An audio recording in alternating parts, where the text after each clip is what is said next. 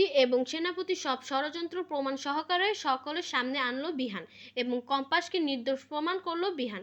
হ্যাঁ বন্ধুরা, এমনটাই দেখতে চলেছি কম্পাস ধারাবাহিকে আগামী পর্বগুলোতে। কম্পাস ধারাবাহিকের আগের পর্বতে দেখা যায় মিথ্যার প্রমাণ দেখিয়ে কম্পাসকে জেলে পাঠিয়ে দেয়। বিহান সেটা কিছুতেই বলতে চায় না। বিহান ঘরে বসেই বলে যে যতটা রাগের মাথায় কথাগুলো বলি না কেন, এটা আমি বিশ্বাস করি না। কম্পাস মায়ের সাথে এমনটা করবে, কারণ ওর মার সম্পর্ক একদম আত্মার সাথে জড়িত। এটা বলেই বিহানের কম্পাসের সাথে দেখা করতে চলে যায় জেলে এবং দেখা যায় পিছু পিছু মোনালিসাও আসে। মোনালিসা দূরে দাঁড়িয়ে থাকে আর তখন বিহান কম্পাসের সাথে কথা বলে। কম্পাস তখন সকল ঘটনা খুলে বলে। দূরে দাঁড়িয়ে মোনালিসা সবটা শুনতে পায়।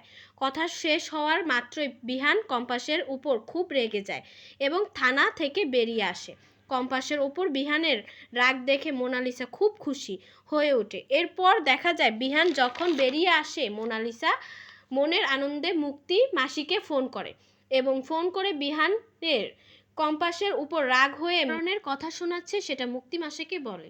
পরে দেখা যায় বিহান বাড়িতে ফিরে আসে, কিন্তু সেটা কেউ জানে না।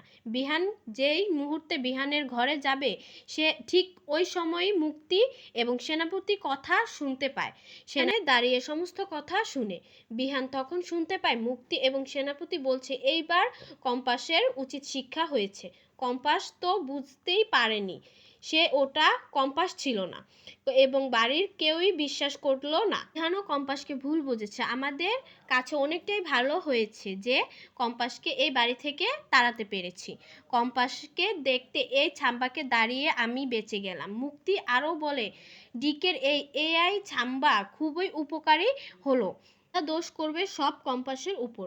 মুক্তি এটাও বলে ঋতুজাকে আমি বিষটা খাইয়েছি, সেটা সম্পূর্ণ কম্পাসের উপর গিয়ে পড়বে, আমাকে কেউ সন্দেহ করবে না। সমস্ত কিছু বিহানের দরজার সামনে দাঁড়িয়ে দাঁড়িয়ে সবটা শুনে আর রেকর্ড করে, তারপর সেটা পুলিশে জমা দেয়। এবার যদি এমনটা হয় বিহান সমস্ত প্রমাণ জোগাড় করে মুক্তি এবং সেনাপতিকে ষড়যন্ত্র সবার সামনে আসে এবং সে কম্পাসকে নির্দোষ প্রমাণ করে, তাহলে কেমন হয়? তোমাদের কেমন লাগবে কমেন্ট করে জানিও তাড়াতাড়ি।